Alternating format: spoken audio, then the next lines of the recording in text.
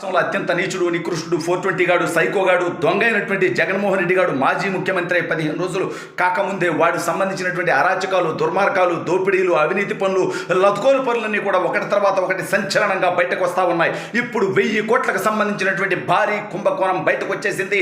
జగన్మోహన్ రెడ్డి గారిని దీని నుంచి ఎవ్వరూ కాపాడలేరు. అసలు ఇంతకీ ఏంటా 1000 కోట్ల కుంభకోణం, వీడికి ఎన్నాళ్ళు జైలు జీవితం పడుతుంది అనేది ఈ వీడియోలో వివరించబోయే ముందుగా ఇప్పటివరకు మన ఛానల్ సబ్స్క్రైబ్ చేయని వాళ్ళు ఖచ్చితంగా సబ్స్క్రైబ్ చేయండి. ఇక విషయానికి వస్తే జగన్ అనేవాడు బతుకంతా 420 అని మనకు తెలుసు. ఎందుకంటే వాడు ప్రజా జీవితంలోకి రాకముందే 2009లో ఎంపీ కాకముందే వాడి తండ్రి అధికారాన్ని అడ్డం పెట్టుకొని వాడు వేలాది కోట్ల రూపాయలు అక్రమంగా సంపాదించి దానివల్ల ఆ తర్వాత కాలంలో 16 నెలలు జైల్లో చెప్పకూడదని 10 సంవత్సరాలుగా బెయిల్ మీద తిరుగుతూ కోర్టుకు కూడా పోకుండా ఎగ్గొడుతున్నటువంటి దౌర్భాగ్యుడు జగన్మోహన్ రెడ్డి అనేది మనందరికీ తెలిసినటువంటి విషయమే.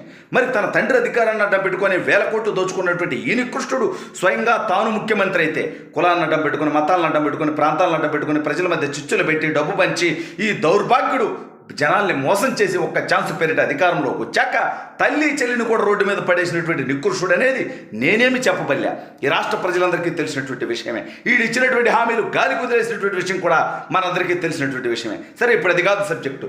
ఈ నీచుడు 1000 కోట్ల రూపాయల భారీ కుంభకోణం, ఎన్ని లక్షల మంది జీవితాలు బాగుపడతాయిరా జగనగా? ఒక్కడవే ఇంత సొమ్ము దోచుకొని ఏం చేద్దాం అనుకుంటున్నావురా దౌర్భాగ్యుడా, నీచుడా? ఈ రాష్ట్ర ప్రజలు దయచేసి ఆలోచించండి. వాడికి మొన్న కూడా 39% ఓట్లు వచ్చాయి. ఇలాంటి నికృష్టుడికి 39% ఓట్లు రావచ్చునా అనేది ఒక్కసారి ఆలోచించండి. వాడి ఓటమి గురించి నేను పడుచుకోవట్లేదండి. ఈడు 420 వాడి చేతికి అధికారంకి వచ్చిన తర్వాత ఆటోమేటిక్గా వాడి అరాచకాలకి ప్రజలు చెప్పుతో కొడతారని నాకు తెలుసు. నేను ముందు నుంచి చెప్తానే ఉన్నా. 5 సంవత్సరాలుగా ఈ దౌర్భాగ్యుడి ఘోర ఓటమిని నేను వినిపిస్తానే ఉన్నా, నేను చెప్తానే ఉన్నా. సరే, ఇప్పుడు అది కాదు సబ్జెక్టు. 1000 కోట్ల రూపాయలంటే ఇన్ని లక్షల మంది జీవితాలు బాగుపడతాయండి. ఎక్కడ దోచుకున్నాడు బీవీఆర్ అంటున్నారా? వీడు నిషేధిత భూములు, అసైన్డ్ భూములు, దేవాలయ భూములు, చెరువులు, ఇరిగేషన్ భూములు, ఈ రకంగా 26 జిల్లాలు అని చెప్పి 26 జిల్లాల్లో పట్టణాల నడి బొడ్డులో ఒక్కొక్క జిల్లాలో 2 ఎకరాలు అంటే ఒక్కొక్క ఎకరా 20 కోట్లు, 10 కోట్లు, 50 కోట్లు, 70 కోట్లు కూడా ఉంటుంది ఒక్కొక్క చోట. ఈ రకంగా 26 జిల్లాల్లో వీడు కబ్జా చేసినటువంటి భూమి వాడి పార్టీ కోసం 33 సంవత్సరాలు లీజ్ అంట. సంవత్సరానికి జస్ట్ 1000 రూపాయలంట. నగరాల నడి బొడ్డులో 2 ఎకరాల స్థలం అంటే 1000 కోట్ల రూపాయలు వీడు కబ్జా చేసేసాడు. 1000 కోట్ల రూపాయలు వీడు దోచుకున్నాడు. మళ్ళీ ఆ నిర్మాణాలు పూర్తి చేయడానికి ఒక్కొక్క భవనానికి 20-30 కోట్లు, ఒక్కొక్కటి ప్యాలెస్లా కట్టి దాంట్లో మళ్ళీ రిచ్ ఫర్నిచరు, ఇటాలియన్ టైల్స్ ఇవన్నీ కలిపేసరికి మొత్తం ఈ 26 చోట్ల భవనాలు పూర్తయ్యే సమయానికి ఎంత అవుతుందయ్యా అంటే 2000 కోట్ల రూపాయలు. పార్టీ భవనాలు కట్టడానికి 2000 కోట్ల రూపాయల సొమ్ము ప్రజాధనాన్ని దోచుకున్నటువంటి ఈ నికృష్టుడికి ఈ రాష్ట్రంలో ఏ ఒక్కరైనా మరొక్కసారి ఓటు వెయ్యవచ్చునా లేదా అనేది నా రాష్ట్ర ప్రజలు ఆలోచించమని నేను చెప్తా ఉన్నా. ఎందుకంటే వీడు ఒక దొంగ. వీడి తండ్రి అధికారంలో ఉన్నప్పుడే 1000 కోట్లు దోచుకుంటే వీడి చేతికి అధికారం ఇస్తే లిక్కర్ మాఫియా, గంజాయి మాఫియా, డ్రగ్స్ మాఫియా, భూ మాఫియా, ఇసుక మాఫియా, అనేక మాఫియాలు ఈ రాష్ట్రంలో తయారు చేసినటువంటి ఈ నీచుడు ఆ మాఫియా నుంచి నేరుగా వీడే డబ్బులు తీసుకుంటూ ఆ మాఫియాలు నడిపినటువంటి మాఫియా గ్యాంగ్ లీడర్ ఈ యొక్క దౌర్భాగ్యుడు అనేది రాష్ట్ర ప్రజలు గమనించాల్సినటువంటి అవసరం ఉంది. ఎందుకంటే 1000 కోట్ల రూపాయల ప్రజలకు సంబంధించినటువంటి భూమిని 1000 రూపాయలు అంటే సంవత్సరం 1000 రూపాయలు అంటే 26 జిల్లాలకు 26,000 రూపాయలు. 26,000 రూపాయలతో ఈ నా కొడుకు 52 ఎకరాల విలువైనటువంటి భూమి దోచుకున్నాడంటే అరే దౌర్భాగ్యుడా. పేదలకేమో సెంట్ అంటాడు వీడు. పేదలంటే వీడికి ప్రేమ కారిపోద్ది. ఇచ్చా నా కొడుక్కి వీడికి ప్రేమ అంత కారిపోతుంటే 2 సెంట్లు ఇవ్వచ్చు కదరా. అంటే నీ బాత్రూమే ఒక 5 సెంట్లు ఉంటుంది, కానీ నువ్వు పేదలవు, నీకు వాళ్ళ మీద ప్రేమ కారిపోతుందని చెప్పేటోళ్ళకు నువ్వు ఇచ్చేటువంటి భూమి 1 సెంటు. నీ బాత్రూమ్ విలువ చేయదంటారా పేదవాళ్ళ బతుకు జగన్మోహన్ రెడ్డిగా 420గా.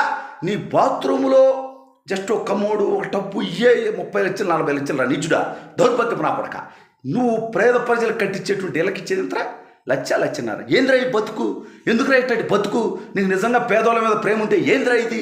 ప్రజాధనంతో 500 కోట్ల రూపాయలతో ఆ కొండ మీద కోట కట్టడం ఎదురా నికృష్టపనా కొడక. అది బయటకు వచ్చినాక మళ్ళీ ప్రధానమంత్రులకి, రాష్ట్రపతులకి, ఇతర దేశాల ప్రతినిధులకి అంట. మరి ఇన్నాళ్ళు దాచడం ఎందుకు రా? వచ్చాక బయట పెట్టి ఉండొచ్చుగా. ఎన్నికల ముందే ఇదిగో నేను అద్భుతంగా కట్టాను, ఇతర రాష్ట్రాల నుంచి ఇతర దేశాల నుంచి అతిథులు వచ్చినప్పుడు వాళ్ళ కోసం కట్టా అని చెప్పుకొని ఉండొచ్చు కదా నికృష్టపనా కొడక.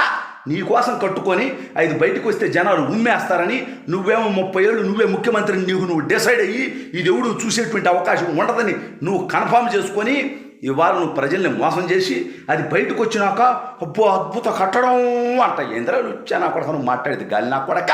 మాలాంటి వాళ్ళ మీద నీ తప్పుల్ని ప్రశ్నిస్తే, నీ అరాచకాలను ప్రశ్నిస్తే, నీ అవినీతిని ప్రశ్నిస్తే, నీ దోపిడీని ప్రశ్నిస్తే, నీ దుర్మార్గాలను ప్రశ్నిస్తే, నీ పార్టీ నాయకుల తప్పుడు కూతల్ని ఎదిరిస్తే కేసులు పెట్టి కొట్టించావు కదరా నా కొడక. నీకు మగతనం ఉంటే, నీకు దమ్ము ఉంటే, సక్రమంగా పుట్టి ఉంటే ఈరోజు రా చూసుకుందాంరా, నువ్వు నేను చూసుకుందాంరా రా పొట్టినా కొడక జగన్మోహన్ రెడ్డిగా. నీకు మగతనం ఉంటే నిజంగా తాడేపల్లిలో పులివెందులేని ఇబ్బందిలే, నువ్వు నేను నేరుగా చూసుకుందాం. నీ దమ్మెందో, నీ కథ ఏందో, నీ మగతనం ఏందో, పులిశమో అని నీకు ఇచ్చేటువంటి ఎలివేషన్లు ఏందో చూద్దాం. పులివెందులో కుక్కను కొట్టినట్టు కొట్టబోయారు కదరా నిన్న. నీ కుక్కపోతు కట్టంటిదిరా, నువ్వు చేసినటువంటి అరాచక పాలనటువంటిదిరా. నీ పార్టీ కార్యకర్తలు నీ సొంత నియోజకవర్గంలోనే నిన్ను కొట్టడానికి వచ్చారంటే ఇంతకంటే నికృష్ట బతుకుంటుందా? నువ్వు చేసిన తప్పుడు పనులకి మళ్ళీ నువ్వు జైలుకి వెళ్ళడం ఖాయం.